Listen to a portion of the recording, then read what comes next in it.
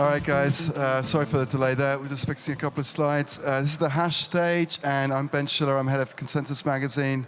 And we have a special session here. This is all about an initiative that we started a few months ago at CoinDesk called Projects to Watch. So Projects to Watch is sort of came out of what happened last year with some of the problems in the industry, and we decided to go back to some of the first principles of crypto, the first sort of promises of crypto, and we identified some problems that crypto really needed to solve to move forward, or whether that's scalability or usability, and also some problems that crypto or blockchain more generally claims to solve in the world, so whether that's humanitarian aid or climate change, problems like that. So we identified those problems, 10 problems, and then we identified projects that are taking on those problems, and we picked a couple for each of the problems, and we ended up with 19 projects in the package. And we published that package a month ago, and we're very happy that many of the projects, 8 of the 19 projects, have come here to present to you their ideas and what they're doing. So we're going to run through those today, and we're going to start with one from Lamina1, which is an open metaverse project, and we've got Rebecca Barkin who's going to start us off here. Thank you, bro.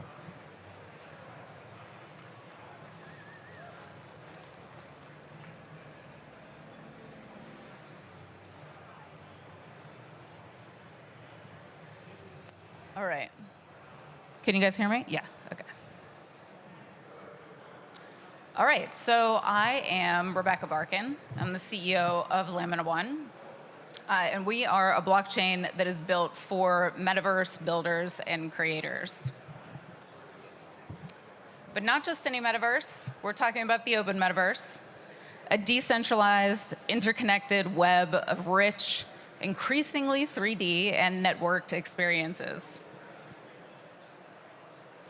As a leader at the intersection of tech and entertainment for the past 20 years, I was brought on to lead the company by this man, Neal Stephenson, who originally conceptualized the metaverse back in 1992 in his seminal novel, Snow Crash. Neal and our co-founder, crypto pioneer Peter Vasanis, asked, what if the next iteration of the web was open source and actually fair to creators and artists? This is an important question in a world that is ripe with thinly veiled creator initiatives, in a world where today's mega platforms take nearly half and sometimes more of all revenues on digital assets, as well as actually owning the benefit of our identities. This is the ethos of cryptos that actually inspired us to lift up communities that have been largely underserved. This is the utility of blockchain that inspired us: immutable, transparent ownership.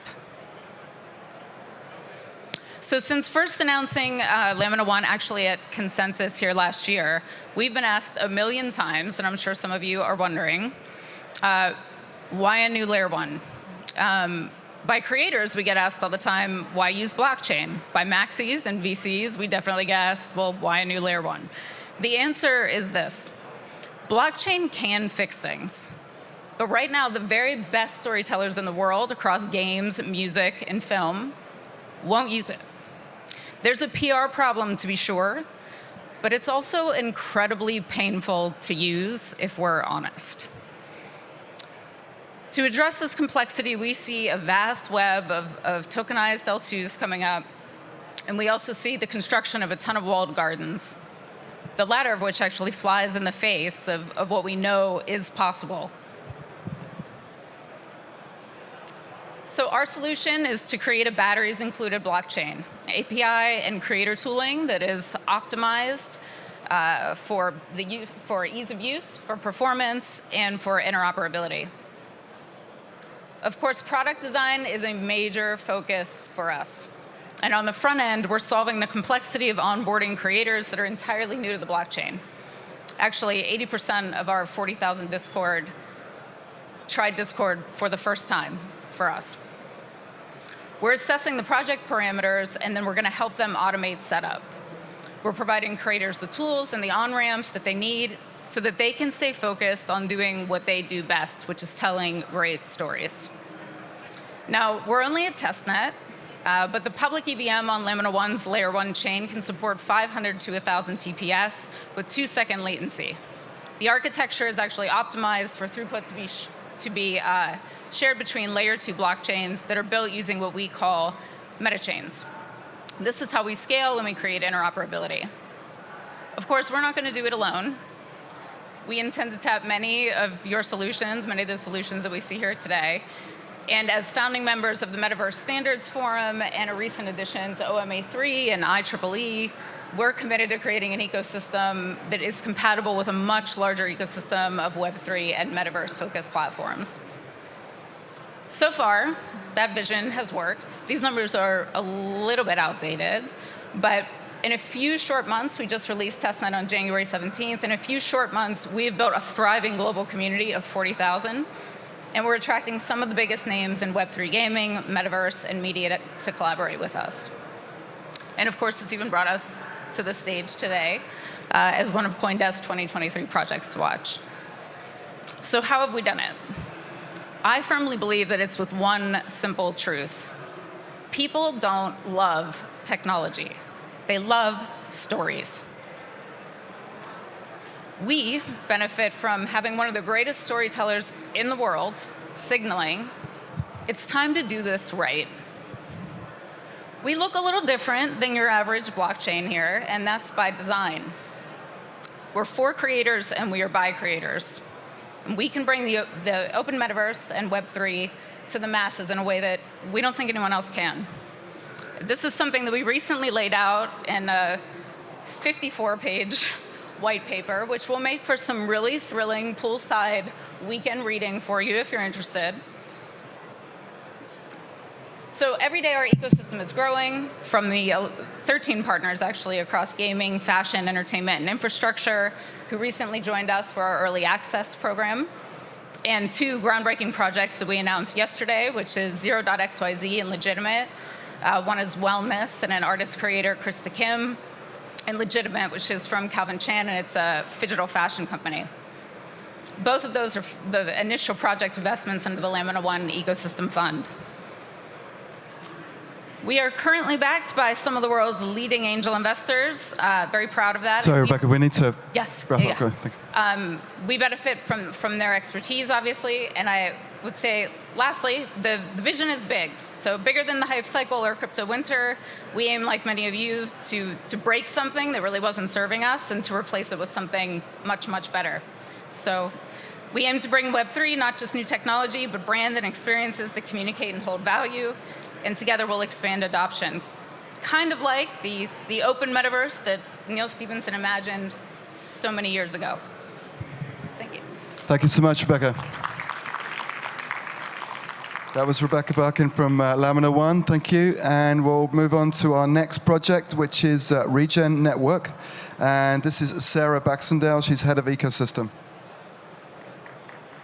Good morning, Consensus. Can you hear me? Awesome.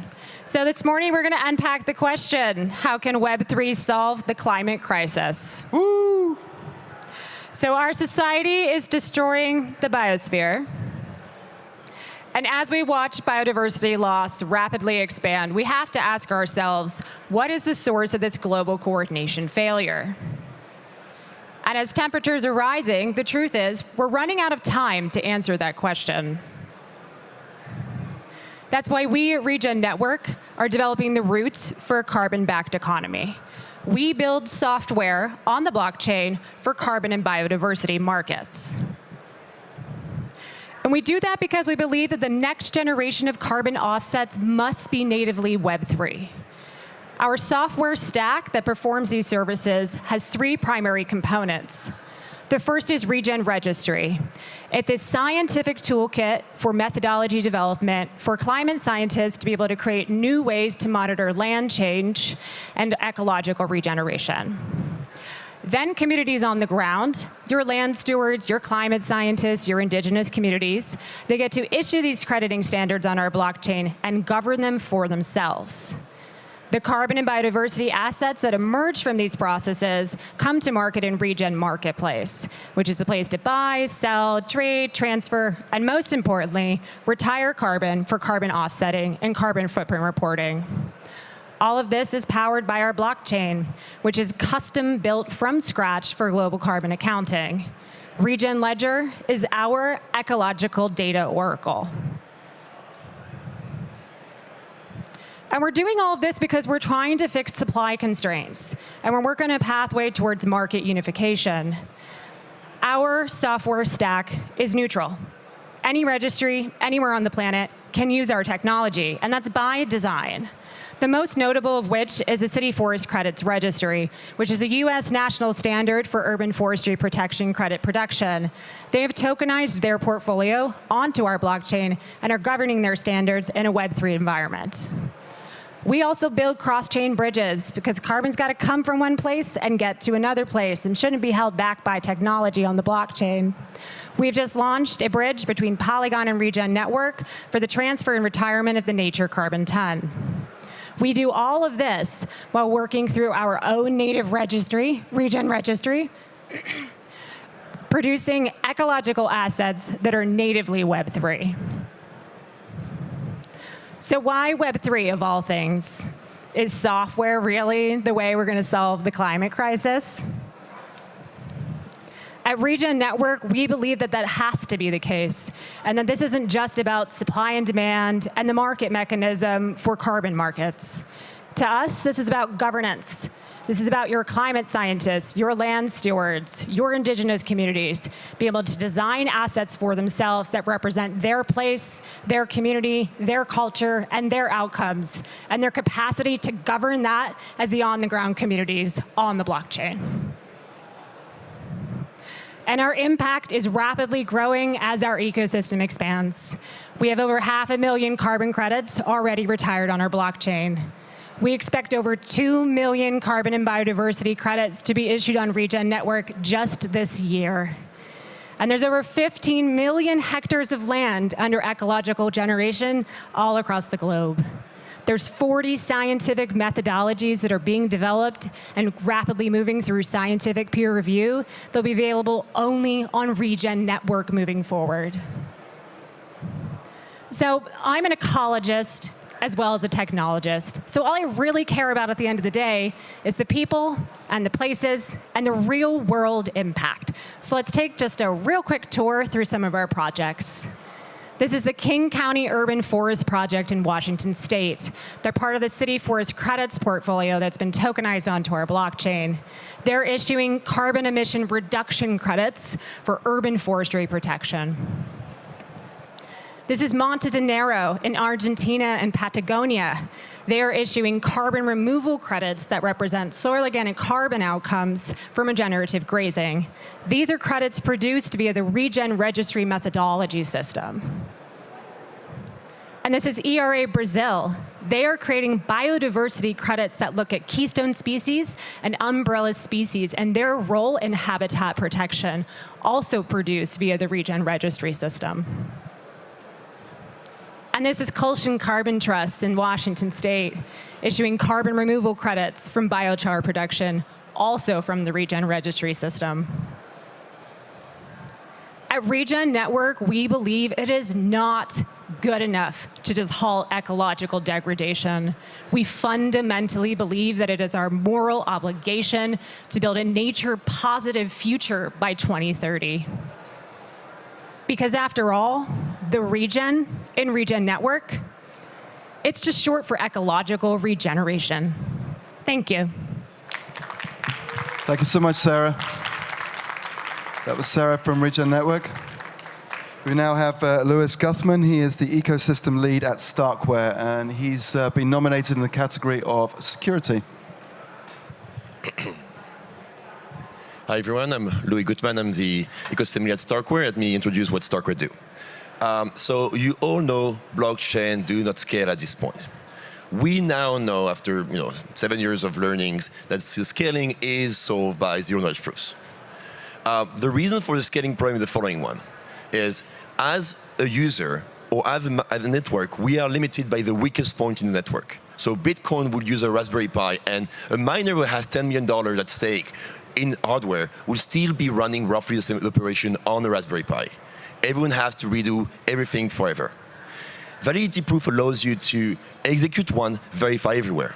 This verification process allows you to decouple the hardware requirement from the validators to the one used by the rest of the network. And this is how you solve scaling. Better hardware for people who make money, cheaper one for the rest of the world. So, validity proof are to computation what zip is to data. It compress. So, to enable this, we worked, StarkWare has been leading the way on this work, and we develop our own language called Cairo. And Cairo has been live since August 2020, and is the first Turing-complete ZK language, the first Turing language that is simple and efficient to prove. The way it works is we have our own VM which optimizes for its own set of operation that works in the context of ZK. ZK have a different data structure, computation model than regular VMs. VM usually use bits and bytes and like Boolean logic. A ZK VM likes arithmetic logic and big integers. And so we developed this tech to optimize for performance, which we consider is required for this tech to take off. So since the launch of Cairo, we moved into a new language called Cairo1. Cairo1 is much higher level, much easier to use, very close to Rust. And it enables a couple of things. It enables us to have deterministic computation, which are mandatory for a blockchain, which we represent on something called Sierra. Sierra is a safe interpretation. The great thing about Sierra is that it enables us to decouple the execution phase from the proving phase. And it allows us to take the same code and running both efficiently and prove it efficiently. Cairo, at this stage, has been one of the most successful ZK language in crypto, securing over third position, actually fifth now, fourth position in securing money, mostly in the context of DYDX, so rare, immutable, and the context of StarkNet, which I'm getting at. Why StarkNet? StarkNet is the first Turing-complete network to come to production, and StarkNet has a couple of properties for people to like it. What are those? First of all, we have been in production for a year and a half, and mostly in alpha, mostly focused on dev, and regardless of that fact, we have this number of operations. But why would a dev use StarkNet versus any blockchain? It's extremely scalable. As I said, we decouple verification from execution. And because of how nerdy that tech is, we get great devs. We get a great ecosystem. I'm going to show that in a couple of reasons. Now, from a technical perspective, why would a dev use StarkNet? There is roughly 4 reasons. Cheap computation, cheap code data, and account abstraction. All the major innovation we're seeing in the space right now is the usage of one of the 3 properties. Finally, we also provide high throughput, a high perspective of throughput, which we're going to show very soon with a new update.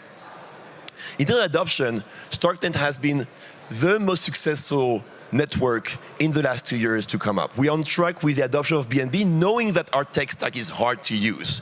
The people that tend to use StarkNet are extremely good, extremely talented, and tend to create really interesting things. So now, in terms of ecosystem, what do we see? We have at this point 200 projects. Most of them are not forks because we need to port. Over $100 million invested in StarkNet's specific app. Things like ZKML, things like on-chain gaming, and icon abstraction, and a lot of different things, and over 1,000 Cairo devs. These numbers keep growing, and we expect that to go faster now. So, what next? What's next is that we know now, after 14 years of crypto and 7 years of smart contract-based blockchain, that we will scale in layers. And this is what the vision of L3s looks like. It enables you to create your own chain with your own specificity, your own application, while having your own set of specific organization. So you want a specific throughput, you want a specific consensus, you want a specific VM, you can do it. And this is what we imagine the world to look like in a couple of years. Fast, a world of fractal layers working towards on each other. Thank you very much, and if you want to learn more, here are a couple of Twitters. Thank you, Louis. That was Louis Guthmann from StarkWare,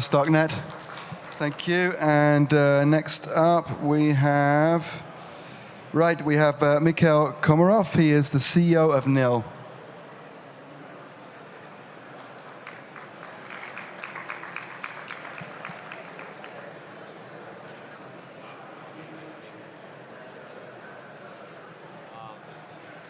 Shit, do I need this? Okay, I probably need this. Okay, let's go for it. What the hell NIL is about? Hey, I'm Mikhail Komarov. I'm CEO of NIL Foundation, like founder, yada yada. What the hell NIL is about? NIL is about being an infrastructure for ZK projects. So we kind of provide proofs and proof tooling, proof generation tooling, circuit definition tooling for ZK-enabled projects and for projects which are willing to become which are willing to explore and exploit proof system features. So next thing. So do I need to tell why do we need ZK proofs? But well, I'll just tell it anyway. Okay. So basically, different kind of applications were enabled by proof systems. Maybe last couple of years. Some of them are about scaling public protocols.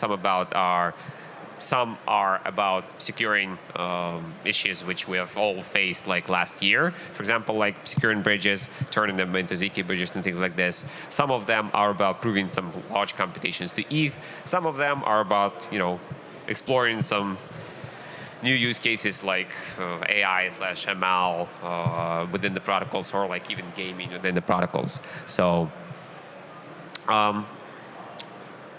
basically, in particular, what NIL consists of currently, it consists of, first of all, circuit compiler and the proof market. Well, the proof market is basically just a marketplace for proof generation for, various circuits for whatever reasons. And ZK-LVM is basically a circuit compiler which allows to produce circuits from mainstream languages, write from CPP, write from Rust, write from whatever. Some folks are, maybe sometimes we will be able to, do Haskell, Python, JavaScript, anything. So that's what it is. Why it kind of makes sense. It makes sense because, first of all, proof generation, setting up your own proof generation for ZK-enabled project is kind of expensive, troublesome. It relies on the very fragmented supply of proof generators and things like this. The second problem is it's pretty much obvious. It's about circuit definition issues that, well, you gotta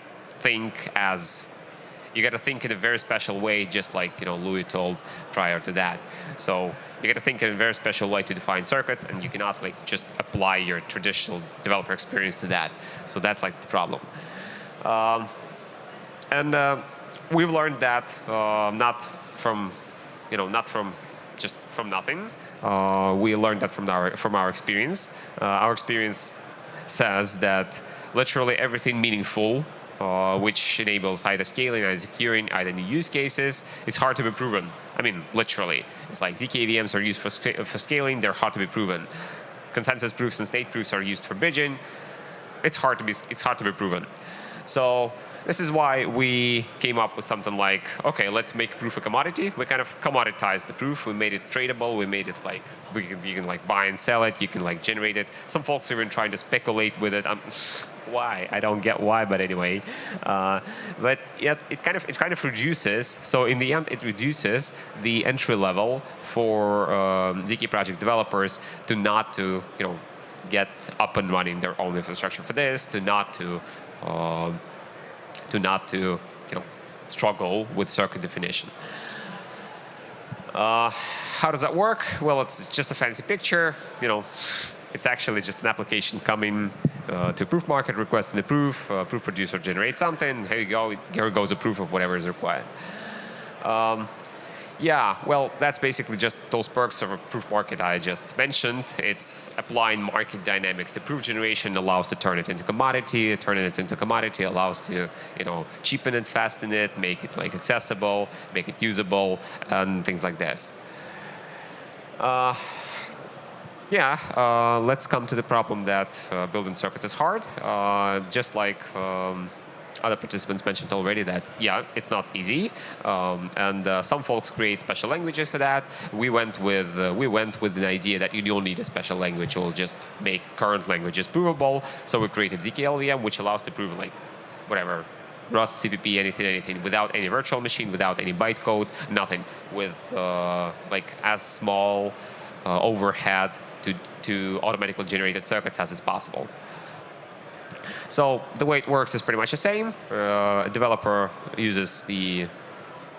defines the circuit, generates the circuit, gets to the proof market generates the proof. Yes, this is basically all of the problems which the compiler solves. So I just listed them all. And yes, as a summary, this stack makes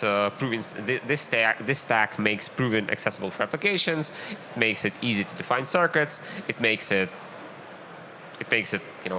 much less expensive and reduces time to market in the end. That's what it is. Here we go. Thank you, Mikhail. That was Mikhail Komarov from the NIL Foundation. Thank you. All right, moving on to our next speaker. We have Miguel Morel. Miguel is from Arkham Intelligence, and he's been nominated, or Arkham Intelligence has been nominated for bringing transparency to blockchains. Hello, everyone. Good morning. I'm Miguel Morel. I'm the CEO of Arkham Intelligence. So Arkham is a blockchain analytics company. We essentially focus on gathering as much on-chain information as possible and then using this information to provide insights to traders and other sorts of people who are interested in learning what's going on in the cryptocurrency space. So there are a couple different kinds of data that people normally use in the crypto space in order to do research and due diligence. The first is asset fundamentals.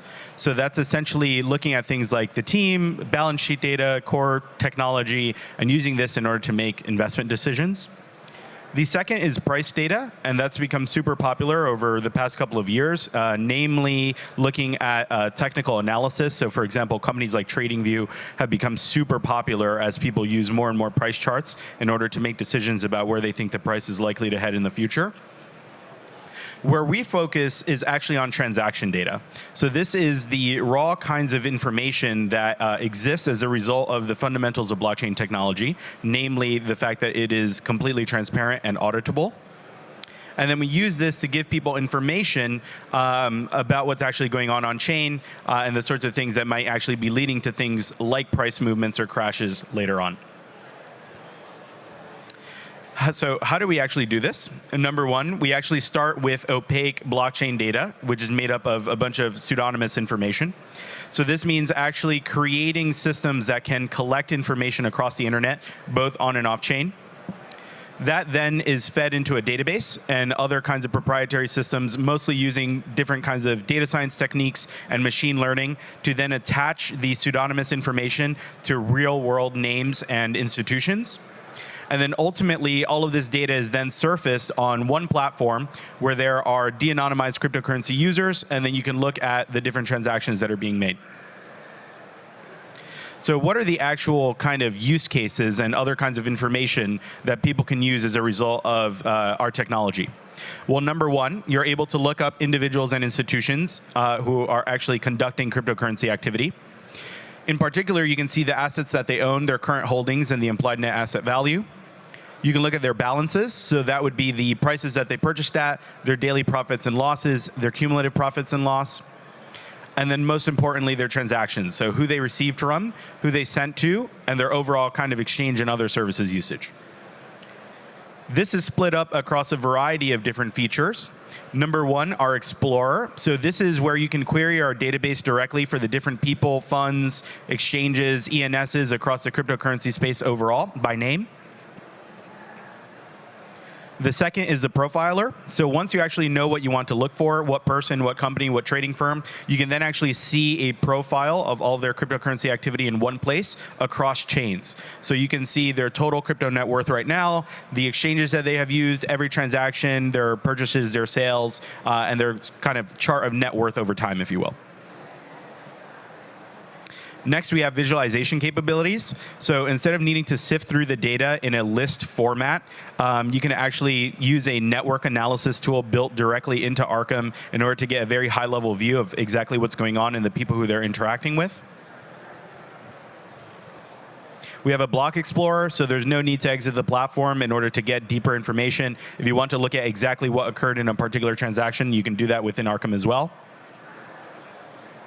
We have alerts, so you can set alerts for people's activity. So as more and more people are interested in tracking information and getting that information as it comes into the blockchain, directly as it hits the mempool, we are able to actually provide alerts for people to Telegram and to other kinds of services so that they can then take actions on that information. Additionally, there's a dashboard. So if there's other kinds of info that you're interested in that you just want to see all in the same place, if you're tracking particular VCs, maybe you want to look at team wallets, balances from exchanges, etc., you can actually just put it all in a single page and then come back to check on the information and see what has updated.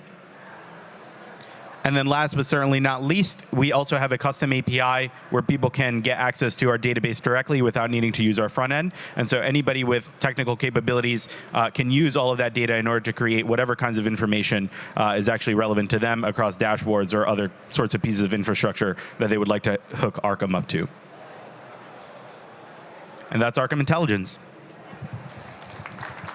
Thank you, Miguel. That's very nice presentation, thank you. So next up we have Nicolas Newton. He is the co-founder and COO of BTQ.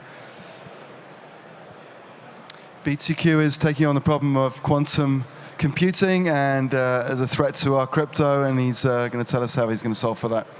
Cool, thanks. Can you hear me okay? Cool, so who here thinks quantum computing is a threat to blockchain? Me. A few hands. You as well? So I'm Nick from BTQ, and I'm going to discuss some of the research we're doing around quantum security for blockchain. So quantum computers do pose an existential threat to blockchain. Public key cryptography is uniquely vulnerable to this. So in the blockchain context, that's ECDSA, so the elliptic curve digital signature scheme. So this is some information on Ethereum's, attack vectors. And, because cryptography we're using today is vulnerable from quantum attack, there's been a global effort over the past 8 years. So this has been led by US standards bodies like NIST to come up with new encryption standards. So this past July, after an 8-year process, new standards were published for public key and digital signature algorithms. So that brings us to now the hard work to optimize this for blockchain specifically. These new algorithms tend to be much larger in size, so posing a problem for blockchain. A lot of chains are thinking about this now. So, Ethereum has this in their roadmap. Algorand and others are implementing or trying to implement these new standards. So I think one of the initial focus is on making a post-quantum BLS. So BLS is being widely deployed. Right now there's no post-quantum primitive for that. So that's going to be important. And that brings us to BTQ. So BTQ, we're a team of post-quantum researchers building software and hardware, basically a dedicated effort ensuring blockchain is safe in a post-quantum world. And we recently published our paper, PQ Scale, which is our, the first post-quantum aggregate signature. So a post-quantum BLS, effectively, based on a NIST standard. We're the first to do that.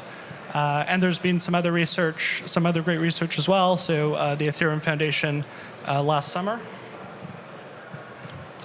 And I think this is why optimization for these standards is so important. If you were to just basically drop in these new standards within blockchain, the ledger size and so forth would explode.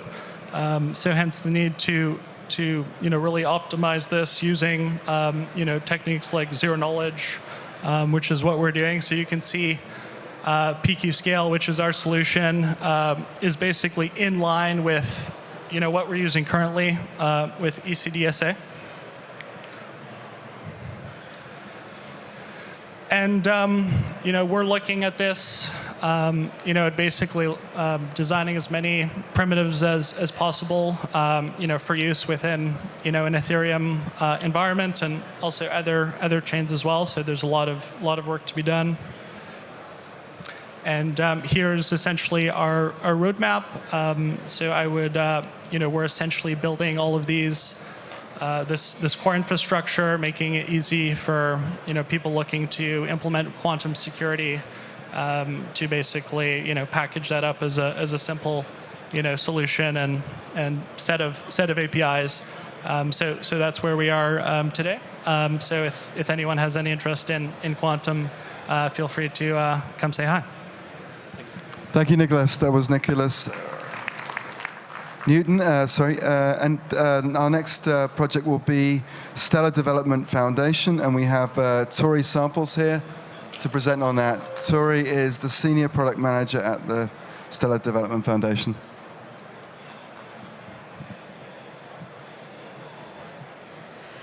Most people in this room have probably never been on the receiving end of humanitarian aid. But I'm willing to bet that you've needed to be paid by an organization, conveniently and reliably, maybe even across borders. It's hard. That same problem exists within the humanitarian world, and is what we at SDF sought to address when building Stellar Aid Assist. This is not a small niche problem. There are over 100 million forcibly displaced people today. That's one person displaced every 2 seconds. UN agencies and NGOs send billions of dollars in cash assistance to people in need each year. Each payment can mean the difference between someone being able to provide for their family's basic needs or not. It's hard to accurately and efficiently disperse funds in these environments at this volume. Many people don't have bank accounts, either due to a lack of infrastructure or a lack of trust. Physical cash can be dangerous and subject to skimming along the way. People don't want to leave the safety of their homes to receive aid if possible. Even when local currency bank transfers are an option, that money is still subject to devaluation and can be hard to access if a person has to leave their country. Organizations often end up sending money without the ability to know exactly when the funds will arrive or guarantee that they've reached the right person. The inefficiencies of the legacy financial system disproportionately affect the marginalized and the people working to help them. Stellar Aid Assist allows organizations to deliver funds to their recipients quickly and at a low cost. Simply put, blockchain's value here is in processing bulk payments. Fast, cheap, accessible, portable, and transparent bulk payments that come in a stable form and can be cashed out globally. This first-of-its-kind blockchain solution allows organizations to distribute instant and transparent aid at scale. It allows them to send a digital asset, like Circle's USDC, into a receiver's digital wallet. At that point, the receiver can keep their money safe on their phone and access it conveniently in cash through off-ramps like the MoneyGram network that operates in over 180 countries. Here's how Stellar Aid Assist works. An organizational user logs into a dashboard, and they upload a list of recipients by phone number, indicating the asset and the amount that each person should receive. The receiver gets a text message inviting them to receive their funds through downloading a digital wallet like Vibrant. At that point, when the receiver verifies their account, the funds are automatically sent from the sender to the receiver. And the next time the organization pays that person, the receiver doesn't have to do anything. They just get paid. This is a huge improvement on payment methods for both parties. We're seeing an average of 2.5 minutes from app download to a person receiving funds for the first time. Instead of paying processing fees, the organization can leverage the efficiencies of the Stellar network, which processes about 10,000 transactions for 1 US cent. They see in real time what's happening with thousands of payments and know with 100% certainty that the funds were received. The best part is, this isn't hypothetical. This is real. Starting in December, it's been used by the UNHCR as well as the International Rescue Committee to send cash assistance to displaced people in Ukraine. As the program scales there, the UNHCR and other organizations are deploying it in additional countries as well. The proof of real-world utility is in entities like the UNHCR using this to address high visibility, high urgency problems like sending money to the most vulnerable in Ukraine. They don't have time or tolerance to play around with tech for tech's sake. They need real, working, tangible tools to help achieve the life-saving work they do under immense pressure every day. The beauty of the Stellar network is that once you're plugged in, it can work almost anywhere. In places like Argentina, where people need to protect the value of their money against daily devaluation. In places like Rwanda, where I've lived, where families are splintered by a history of genocide and regional conflict and need to support each other across borders. In places like Poland, where a large population is still on the move and needs to bring their money with them wherever they go. Lastly, this isn't just for use in emergency situations. Stellar Aid Assist is built on a product called the Stellar Disbursement Platform. Taken out of the humanitarian context, you can think of it as a bulk payments tool for organizations. It's just as valuable when an org needs to pay gig workers across the world, or when a government sends money for social programs or pandemic relief. As our world gets smaller, the geographic borders that separate us feel less and less important. It's time our financial system reflect that shift in a way that benefits both the senders and receivers of funds. For so many organizations performing amazing work every day, having to find ways to pay people conveniently and affordably can deter them from their goals. With Stellar Aid Assist, they're able to concentrate on their mission while enabling equitable access for the receivers of funds to the global financial system. Thank you. Thank you so much, Tori. That was Tori Samples from the Stellar Development Foundation. All right, so we have one more project to feature here, and that is Scroll, and that is in the category of scalability, scaling specifically Ethereum. This is Haichen Shen. Oh, hello everyone. I'm Haichen Shen from Scroll. Today I'm going to share about Scroll, the community first ZK EVM to scale Ethereum. Ethereum is great. It has the largest decentralized validator network, and it has been secure and survived many attacks in the history, but it is not scalable. The highest, it can process transactions at most like 15 to 20 transactions per second, which is not great for many applications. So how to solve the scalability problems? So Vitalik posted this blog post about 2 years ago that showcased the rollup-centric roadmap. The idea is to scale the Ethereum by having layer 2s process more transactions and then roll up those transactions and finalize them on the layer 1. So the layer 2 rollup chains can derive its security from the layer 1 Ethereum such that user do not need to rely on the honesty of layer 2 validators. And the Scroll's mission is to build a bytecode equivalent ZK EVM, ZK rollup layer 2 to scale Ethereum. So first, the ZK rollup uses the zero-knowledge proof to generate a succinct proof that can validate all of the transactions happen on the layer 2. And then the why bytecode equivalent ZK EVM? So it's the holy grail in the ZK rollup. So it not only have the security that from the zero-knowledge proof, but it also provide a seamless migration path for the developers and users from layer 1 to layer 2. So the developers can do whatever they do on the Ethereum today. They don't need to learn a new language or use different compilers. So when building the Scroll, we abide by these following 4 principles. First, we aim to achieve the best-in-class user and developer experience by having the EVM equivalency. And second, we also have the security-first mindset when building the Scroll. So we first using the ZK proof to guarantee the security and explicitly prove the correctness of the layer 2 transactions. And then we also have actively have external and internal auditing on our code base to harden the security. And third, we also believe in the decentralization matters in the layer 2's context. So we are committed to have the decentralized prover and a sequencer network. And last, Scroll adopts the community-driven development approach. So our technology is fundamentally enabled by the open source. We use the open source proving stack Halo 2 from the Zcash, and we have been co-building the ZK EVM circuit with the Ethereum Foundation PSE team from the day 1. And we also participate in multiple public education to teach people how to write ZK circuits and then what's the architecture of the ZK EVM. So to dive a little bit deep on the decentralization, so there are basically 3 layers in the scroll stack. The settlement layer is going to provide the data availability and then verifies the ZK proof that validates the transactions. The sequencing layer is process the layer 2 transactions and generate layer 2 blocks. And then the proving layer is responsible for generating the ZK proof. And the settlement layer is basically Ethereum, and then we already have a widely decentralized validator network. And we also plan to have a decentralized layer 2 sequencer so that we can boost the censorship resistance and then provide instant pre-confirmations. And we also plan to build a wide decentralized prover network with the ZK accelerators to increase the proving throughput as well as reduce the proof generation time. And also to emphasize on the community-driven development approach, we have been building this the ZK EVM with the open source community.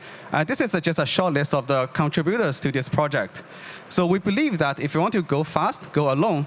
But if you want to go far, then go together with the community. So where is Scroll now? So we have launched the pre-alpha testnet last year, and then with the community feedback, we made a few updates and iterated to the alpha testnet. And then we're also working hard towards the mainnet, which will be coming later this year. So just to give you a quick overview of our alpha testnet, which we launched about 3 months ago.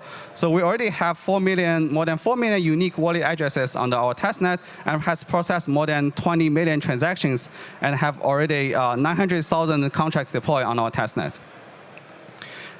We also organized multiple hackathons this year at different events. So we have already received more than 150 hackathon projects deployed on our testnet.